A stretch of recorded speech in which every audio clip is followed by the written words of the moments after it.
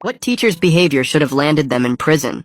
A teacher locked my epileptic daughter in her classroom and turned on strobe lights during her seizure. I was at home when my daughter Zainab texted me, "Dad, I can feel a seizure coming." My coffee mug hit the floor. Teacher won't let me leave. She locked the door. Then nothing. My phone buzzed with texts from her friend Chloe. Zainab is having a seizure. The teacher turned on strobe lights on the screen and is making it worse. Another text. She's taking our phones, help. Then nothing. I called the school while running through the parking lot, nearly ripping my car door off its hinges. Roosevelt Middle School, how may I? My daughter Zainab, Illinois, is having a seizure in Miss Crawford's room. Room 212. She needs medical attention now. The secretary paused. Oh dear, let me transfer you to the nurse. There's no time. Just unlock the door. I'm sorry, I don't have access to classroom locks during instruction. Let me page. I hung up and called 911. My daughter is having a seizure at Roosevelt Middle School. The teacher locked the door and won't let anyone help her. We're dispatching units now, sir. Stay calm. I abandoned my car at the entrance and sprinted inside. The security guard, Jerome, looked up from his phone. Sir, you need to sign medical emergency. Room 212. I kept running. Jerome jogged after me. Sir, stop. The door's auto-locked during class. I reached room 212, and through the narrow window, I saw Zainab convulsing on the floor, while the smartboard behind her flashed violent strobe patterns. Black, white, black, white. Miss Crawford was sitting at her desk, calmly grading papers as if nothing was happening. I yanked the handle, but the electronic lock held firm against the solid steel frame. I slammed my shoulder into the door while Miss Crawford glanced up, annoyed by the noise, then returned to her grading. Open this door! I screamed at Jerome. I don't have the override codes. Only administration have them. Then get them. They're in a district meeting off campus until... I grabbed a fire extinguisher and swung it at the window. The safety glass spiderwebbed, but held as Miss Crawford stood up and walked closer to watch me through the cracked glass, shaking her head. I kept swinging, but Jerome grabbed my arm. That's enough! You're panicking! My daughter is dying! The teacher would call if... I shoved him off and kept swinging as Miss Crawford pulled down the window blind from inside, blocking our view entirely. The principal's assistant rounded the corner. What is going on? There's a medical emergency and the door's locked. Mr. Illinois, you can't just... She saw through a crack in the blind where Zainab's feet were visible, rigid and shaking. Her face went white. Oh my gosh, Jerome. Call 911. Already coming, he said. She fumbled with her phone. I'm calling maintenance for the override code. How long? They're across town at the high school, maybe 15 minutes. Zainab could be dead in 15 minutes.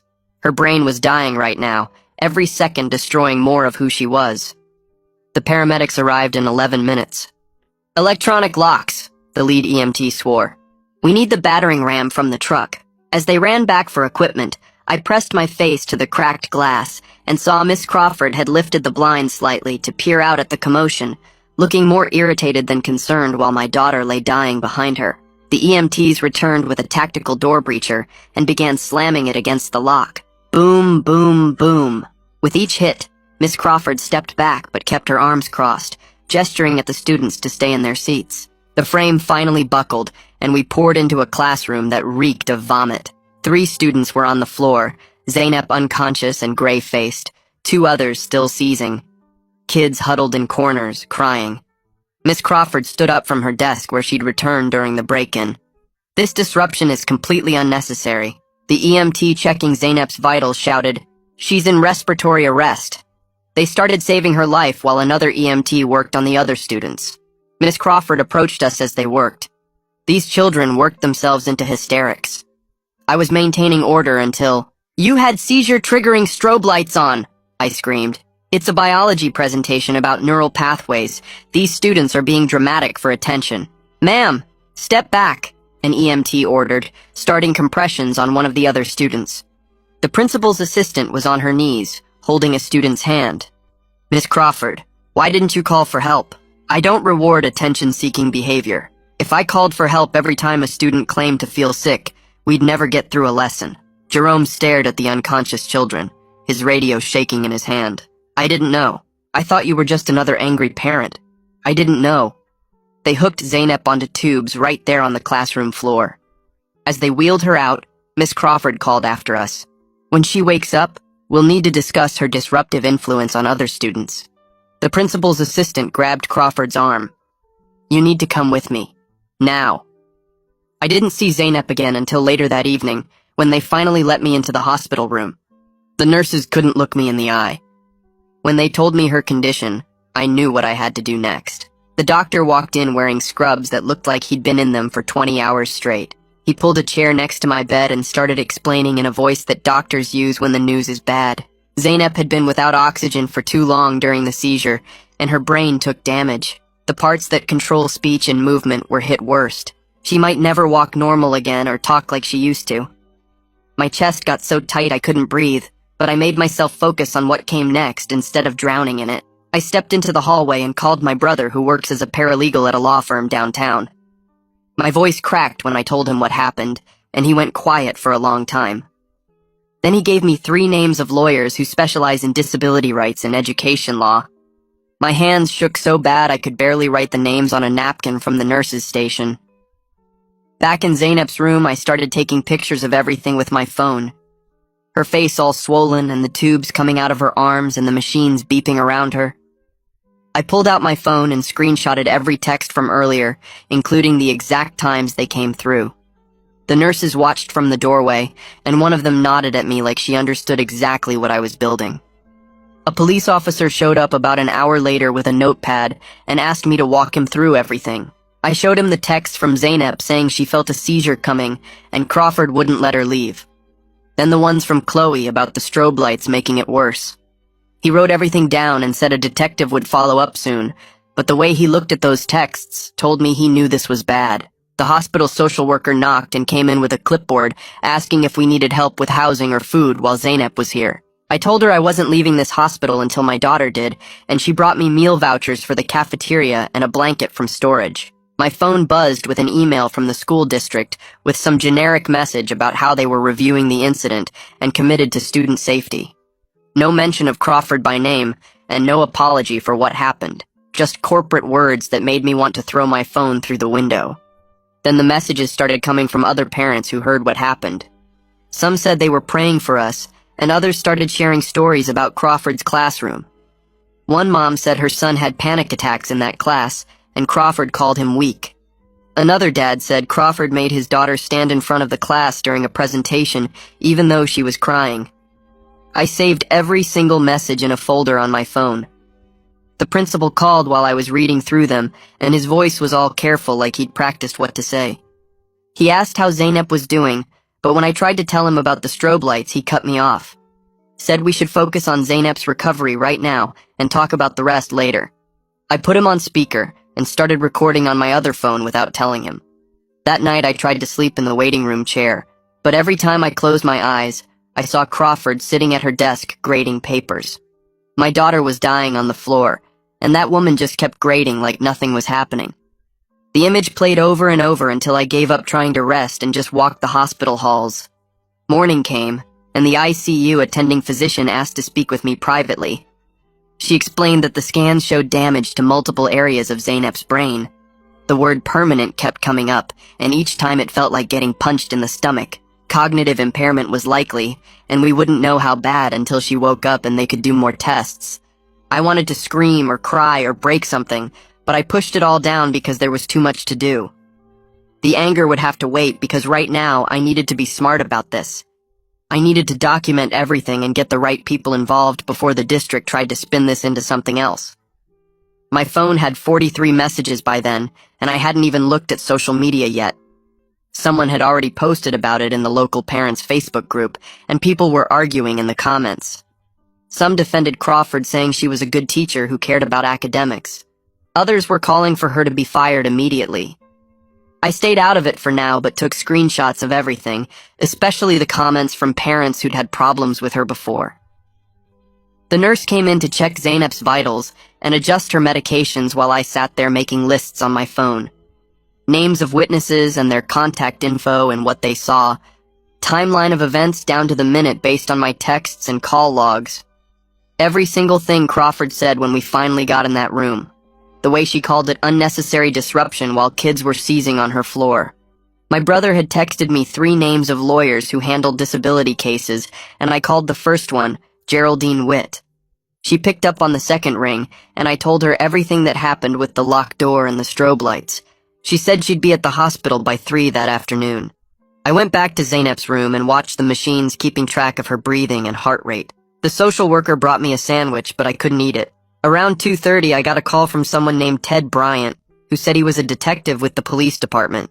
He wanted to schedule an interview about what happened at the school, and mentioned there might be questions about the damage to the door. My stomach dropped because I hadn't even thought about getting in trouble for breaking school property. I told him I could meet tomorrow morning, and he said that would work. Geraldine showed up right at 3 with a leather bag and a yellow legal pad. She was maybe 50 with short gray hair and moved like she knew exactly what she was doing. She pulled out her phone and started recording while asking me to go through everything again from the beginning. I showed her all the text messages and the times they came in. She took pictures of everything on my phone and wrote down names of every person who was there. Then she opened her laptop and started typing something she called a spoliation letter. She explained it would force the school to save all the security camera footage and the data from the smartboard that had the strobe lights. She sent it to the district's legal department right there from the hospital room. While she worked, she told me not to post anything on social media or talk to any reporters who might call. I wanted to tell everyone what Crawford did, but she said we needed to control how the story came out. She said posting angry stuff online could hurt our case later. That frustrated me because I wanted the whole world to know what that teacher did to my daughter. Dr. Gorman came in around 4 to check on Zeynep, and Geraldine asked if he could explain what happened medically. He sat down and talked about something called status epilepticus, which is when a seizure goes on too long. He said the strobe lights absolutely made it worse and prolonged the seizure because they're a known trigger for people with photosensitive epilepsy. Geraldine recorded him saying all this with his permission. He was careful with his words, but confirmed that the visual stimulation from the strobes would have intensified and extended the seizure activity. The next morning, I met Detective Bryant at the police station for the formal interview. Geraldine came with me, which made me feel better. Bryant was younger than I expected, with a notebook and a digital recorder on the table between us. He asked me to walk through everything that happened, and I did, starting with Zeynep's texts. When we got to the part about breaking the door, he said the district was considering pressing charges for property damage. I couldn't believe they'd try to make me the bad guy when I was trying to save my daughter's life. Geraldine squeezed my shoulder, which I knew meant to stay calm and not say anything angry. Bryant wrote everything down and said he'd be in touch if he needed anything else. That afternoon, Geraldine got a call from someone named Darren Sutherland, who was the district's risk manager. She put him on speaker, and his voice sounded like every corporate guy trying not to get sued. He said they wanted to find a path forward that would work for everyone. Geraldine translated that for me later as them trying to limit how much money they'd have to pay. She told him we'd need to see all their documentation first before any discussions. After he hung up, she filed what she called FOIA requests for all the district's emails and messages about the incident. She also requested Crawford's complete personnel file to see if there were any previous complaints. She warned me it could take weeks to get everything, but said it was important for building our case. A reporter named Sloan Randall called my phone that evening, asking if I'd comment on what happened at the school. I really wanted to tell her everything, but Geraldine had said not to talk to media yet. The reporter said she'd already talked to other parents and was writing a story about it. I told her I couldn't comment right now and hung up, even though every part of me wanted to expose Crawford to everyone. The next morning, I woke up to a text from a number I didn't recognize. It was a parent whose kid was in Crawford's class, and they'd sent me a video their daughter took on her phone. The video showed the smartboard with the strobe lights flashing, while you could hear kids screaming in the background. You could even hear Crawford's voice telling everyone to stay in their seats. I immediately forwarded it to Geraldine, who said she'd have her tech person save it properly to preserve something called metadata that proves when it was taken. She said this was exactly the kind of evidence we needed. More parents started reaching out after that with their own stories about Crawford, and I saved every single message. My phone buzzed with a news alert that made me nearly throw it against the wall. The teachers' union had put out a statement defending Crawford's classroom management techniques and talking about how hard teachers work without mentioning that 3 kids almost died. Within minutes, the parent Facebook groups were going crazy, with some people saying Crawford was a monster, and others actually defending her, saying kids fake being sick all the time. I screenshot everything while sitting in the hospital cafeteria, trying to eat something even though food tasted like cardboard. A woman from billing found me there and started asking about insurance pre-authorization for Zeynep's ongoing care. She handed me papers showing costs that made my stomach drop. Just the first week was already $20,000, and she needed months of rehab. I told her I'd call my insurance, but she kept pushing, saying they needed authorization today, or services might be interrupted. I wanted to scream at her that my daughter couldn't even talk yet, but I just took the papers and said I'd handle it. The next morning, Dr. Gorman came by for a follow-up about seizure triggers, and I started blaming myself for not fighting harder about Zeynep's 504 plan. Maybe if I'd been more aggressive about making sure every teacher knew about her condition, this wouldn't have happened.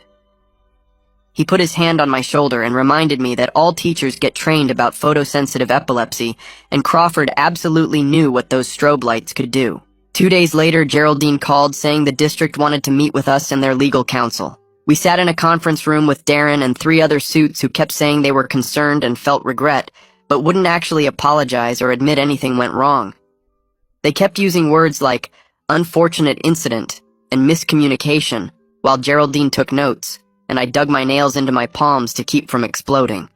Darren said they wanted to work together to find solutions, but every solution they suggested involved us not talking publicly about what happened. Detective Bryant called that afternoon with an update that made everything worse. Crawford had hired an attorney and wasn't answering any questions about the incident. The other students' phones were being held as evidence, which meant more families were getting pulled into this mess. He said the investigation was ongoing, but warned me it could take months before any charges were filed if they decided to file them at all. 3 days after that, they finally took the breathing tube out of Zeynep's throat. She opened her eyes for maybe 10 seconds and looked right at me, but there was nothing there. No recognition, no emotion, just empty staring before her eyes closed again. The nurse said it was progress, but all I could see was how far we had to go. The tiny spark of hope I'd felt when she opened her eyes crashed into the reality that my daughter was still trapped somewhere inside her broken brain. I couldn't just sit around waiting anymore, so I signed up to speak at the next school board meeting, even though Geraldine warned me it might hurt our legal case. I needed to do something active instead of just sitting in the hospital rooms and lawyer offices while Crawford was probably at home watching TV. The FOIA request finally came back partially filled, and Geraldine called me immediately. There were 3 prior complaints about Crawford being too harsh with students, and one parent had specifically mentioned inappropriate visual aids in a science lesson 2 years ago. Geraldine said this showed a pattern of behavior that the district ignored. She started preparing subpoenas for more records while I read through the complaints, feeling sick that they'd left this woman in a classroom after multiple warnings.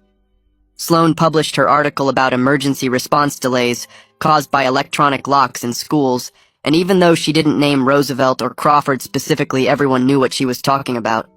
The article quoted safety experts saying schools were choosing security theater over actual student safety. Comments poured in from parents across the district sharing their own stories about locked doors during emergencies.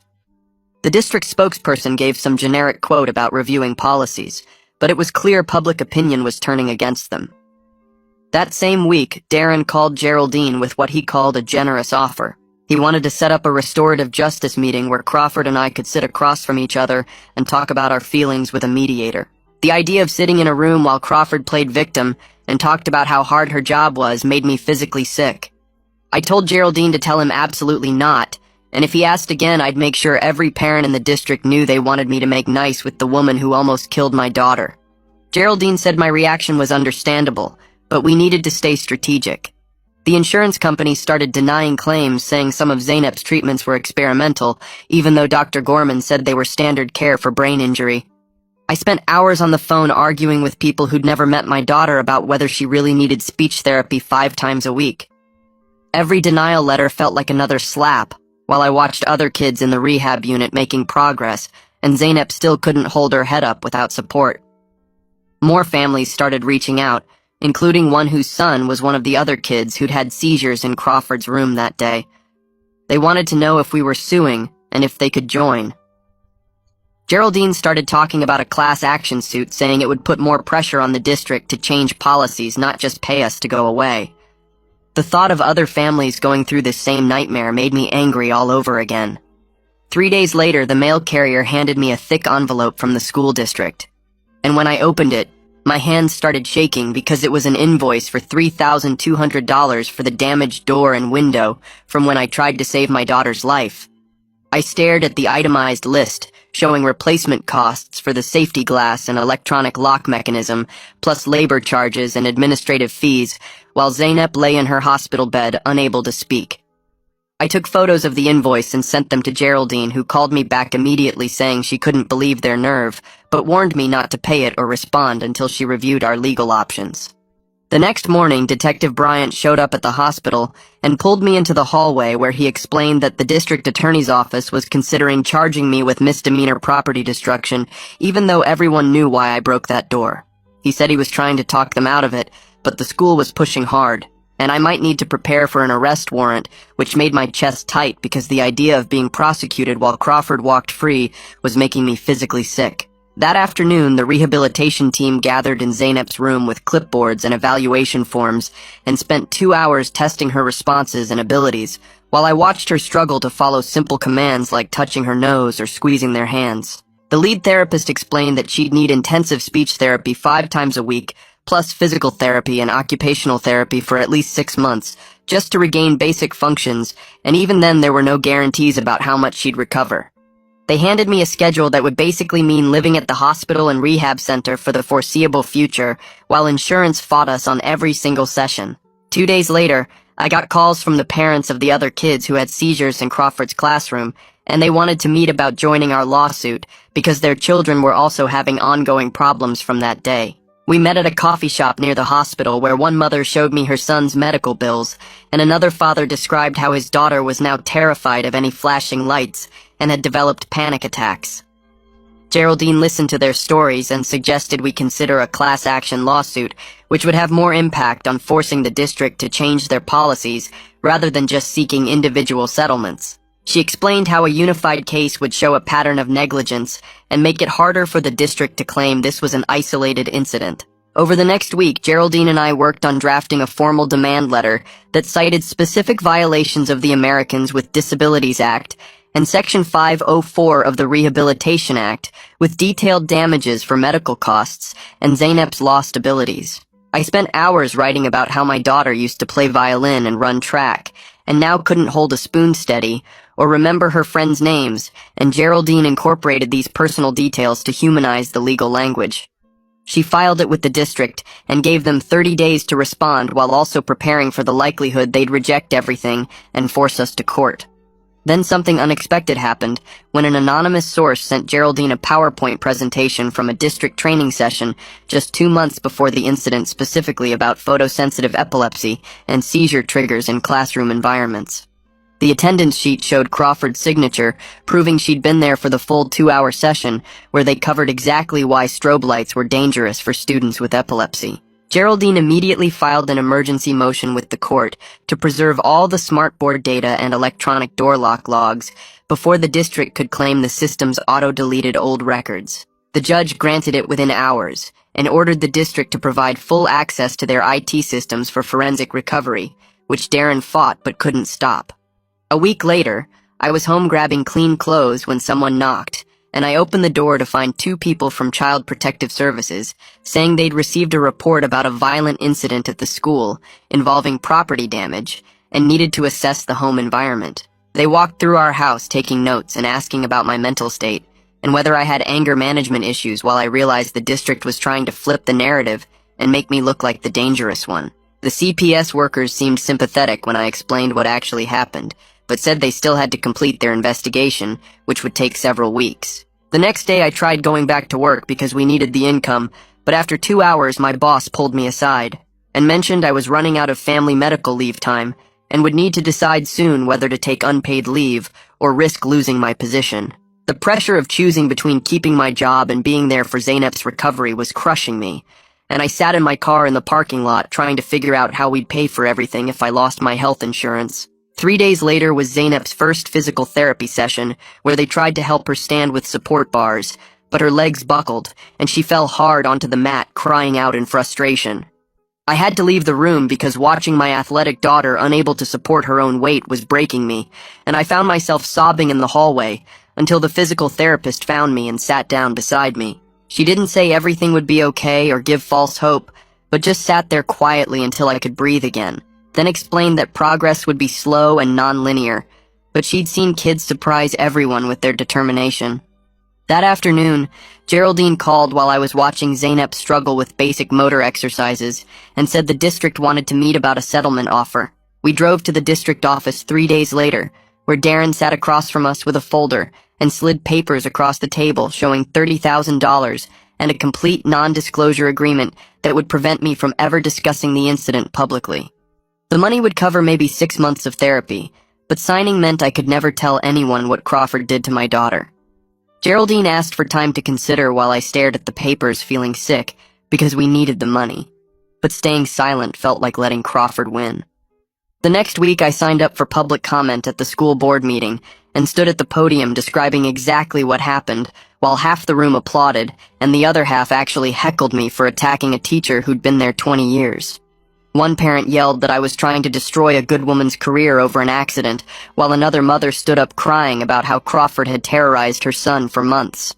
The board members sat stone-faced taking notes while the crowd got louder until security had to step between arguing parents. 2 days later, Sloan's article came out naming specific policy failures, like the 15-minute door override delay, and included quotes from seizure experts calling the strobe light use criminal negligence. Darren was quoted saying the district takes all safety concerns seriously and was reviewing protocols, but the comments section exploded with parents sharing their own Crawford horror stories. That same week, we got a letter from the state education department saying they'd opened an investigation, but warned it could take 12 to 18 months to complete. 18 months while Zainab needed help now, and Crawford was still on paid leave collecting her salary. Detective Bryant called saying they'd gotten a warrant for Crawford's classroom computer and found she'd downloaded a strobe light app specifically designed for neural pathway demonstrations, plus her search history showed she'd looked up managing disruptive students with sensory overload. The evidence kept piling up, but nothing was happening fast enough. 3 weeks later, Crawford sat for her deposition in Geraldine's office, where she admitted yes, she'd attended the mandatory seizure trigger training, but claimed she was maintaining classroom order and the students were exaggerating their symptoms for attention. She actually said Zainab had a history of disrupting lessons, and she couldn't let one student derail education for 25 others. Geraldine played the security footage showing Crawford calmly grading papers while 3 students seized on her classroom floor, and Crawford just shrugged, saying she thought they were being dramatic. The court reporter's hands froze over her keys for a second before continuing. A week after that, Detective Bryant called with good news that the DA decided not to file property damage charges against me for breaking the door. Public pressure and the circumstances made it politically impossible, but the fact they'd even considered charging me while Crawford walked free still makes my hands shake. Dr. Gorman spent hours writing a detailed letter for Zainab's new 504 plan accommodations, listing everything she'd need if she could ever return to the school. No strobe lights, obviously, but also reduced visual stimuli and immediate medical response protocols, and mandatory seizure training for all staff working with her. We were rebuilding her entire educational support system from scratch, assuming she'd even be able to handle a classroom environment again, which seemed impossible watching her struggle to hold a pencil. Darren called Geraldine the next day, threatening a countersuit for defamation if we didn't accept their settlement with the NDA immediately. Geraldine actually laughed on speaker, saying their case would be thrown out in seconds, since everything I'd said was documented fact, but the threat showed they were getting desperate. The mediation happened 2 weeks later in a conference room, where the district's lawyer sat next to Darren while they increased their offer to $75,000, but wanted even stricter gag orders. They wanted me to sign papers saying I'd never discussed the incident on social media, or with media, or at the school board meetings, or even with other parents at the school. The mediator kept talking about finding middle ground while I sat there calculating how many months of therapy $75,000 would buy versus the cost of staying silent about what they did to my daughter. Geraldine squeezed my arm when I started shaking because the money would help so much, but signing meant Crawford would never face real consequences. They gave us 48 hours to decide, and I spent them at the hospital watching Zeynep work through another painful therapy session, where she cried in frustration, trying to say simple words. The settlement papers sat on my kitchen table next to medical bills that kept coming, and I kept picking them up, then putting them down, unable to choose between Zeynep's immediate needs and the principle of the thing. Other parents from the school started reaching out saying they'd contribute to a fund if I kept fighting because Crawford needed to be stopped, but their donations would be drops in an ocean of medical debt. The 48 hours were almost up when Geraldine called saying she'd pushed them to 90,000 with slightly looser restrictions that would let me discuss policy changes, just not Crawford specifically, and I had 1 hour to decide. My phone rang 20 minutes later, and it was Sloan saying she'd gotten her hands on something big through a public records request. She forwarded me emails from 3 years ago, where administrators discussed the door lock delays during emergencies and decided fixing them wasn't worth the cost. The maintenance director wrote that override codes took 15 to 20 minutes to retrieve and suggested installing manual releases, but the board said no because of budget constraints. Another email thread showed them calculating that the risk of a real emergency was too low to justify spending $40,000 on new locks. I forwarded everything to Geraldine, who called back immediately saying, "This changed everything, because now we had proof of systemic negligence." The district must have gotten wind of the emails because Darren called Geraldine an hour later, pulling their entire settlement offer off the table. He accused me of leaking documents to the media to damage their reputation, and said they'd fight us in court if we kept going public. Geraldine had to physically grab my car keys when I said I was driving to his office right then because I was so mad I couldn't think straight. She made me sit down and breathe while she explained that confronting him would only hurt our case and give them ammunition against us. Detective Bryant called the next morning with news that made my hands shake. A student had finally come forward saying she saw Crawford walk over to the computer and turn on the strobe program after Zeynep was already on the floor seizing. The girl had been too scared to speak up before, but her parents convinced her to tell the truth. This wasn't an accident or bad timing, but deliberate endangerment of a child having a medical emergency. Bryant said this testimony, combined with the timeline from the texts, proved Crawford knew exactly what she was doing. Dr. Gorman asked to meet with me that afternoon at the hospital to discuss Zeynep's long-term care plan. He spread out papers showing projected costs for the next year, and the numbers made me dizzy. Speech therapy 3 times a week at $200 per session. Occupational therapy twice weekly at $150 each. Physical therapy for motor skills at $175 per visit. Neuropsychological testing every 3 months at $1,500. Medications running $800 monthly. Special education tutoring at $60 an hour. The total came to over $90,000 for just the first year, and insurance would only cover about half. He looked me in the eye and said, "Going to trial meant risking everything because juries are unpredictable, and we could end up with nothing if we lost." The district came back 2 days later with a new offer of $85,000 and looser restrictions that would let me talk about policy changes, just not Crawford specifically. Geraldine said it was the best we'd get without going to trial, and reminded me that $85,000 would cover almost 2 years of Zeynep's therapy. I stared at those medical bills and thought about Zeynep struggling to say my name during her last session. I signed the papers.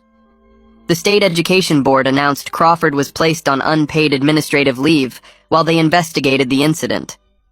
It wasn't criminal charges or losing her license, but at least she was out of the classroom and couldn't hurt any more kids. The district also sent official paperwork waiving all property damage claims related to the door and window I broke trying to save my daughter. Small victories, but they mattered. Zeynep started outpatient rehabilitation the following week, with 3 different therapists working on speech and movement and daily living skills. The speech therapist had her practice holding a cup without spilling, and she managed it for 10 seconds, which felt huge after watching her unable to control her hands at all. She said "cup" clearly, and then "dad," and we both cried right there in the therapy room. The occupational therapist worked on basic motor control with blocks and puzzles that would be easy for a toddler, but challenged Zeynep's damaged neural pathways.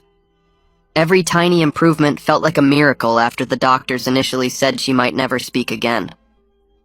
I got called to testify at a state education panel hearing about school emergency procedures, but they let me do it anonymously behind a screen.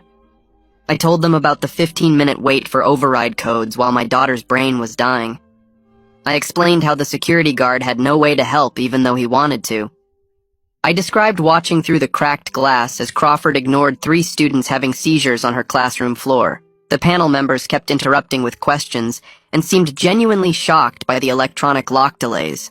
One member asked if I thought the delays directly contributed to Zeynep's injuries, and I said absolutely yes, because every minute without oxygen caused more damage. They took notes and promised to issue recommendations, but I knew how slow bureaucracy moved. 2 months later, the district announced new emergency training for all staff, including override code access for security guards and nurses. They also banned strobe effects and flashing lights in all classrooms without prior medical clearance from parents. The new policies came too late for Zeynep and the other kids Crawford hurt, but maybe they'd protect someone else's child from going through what we did. The news truck started disappearing from the hospital parking lot after a school shooting in another state grabbed everyone's attention, and I watched them pack up their cameras while Zeynep struggled through another speech therapy session.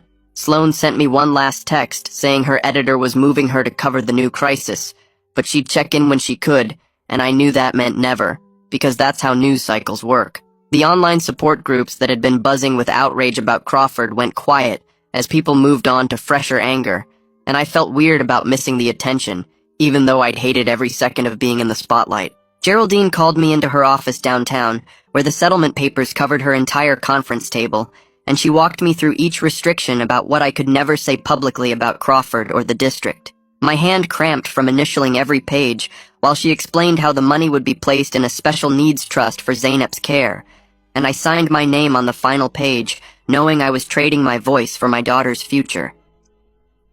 The check cleared 3 days later, and I immediately wrote checks for the therapy center to continue Zeynep's treatment for the next 2 years without worrying about insurance denials. Dr. Gorman pulled me aside after Zeynep's monthly evaluation and showed me the brain scans side by side with the ones from 6 months ago and pointed to areas that were showing more activity than they'd expected.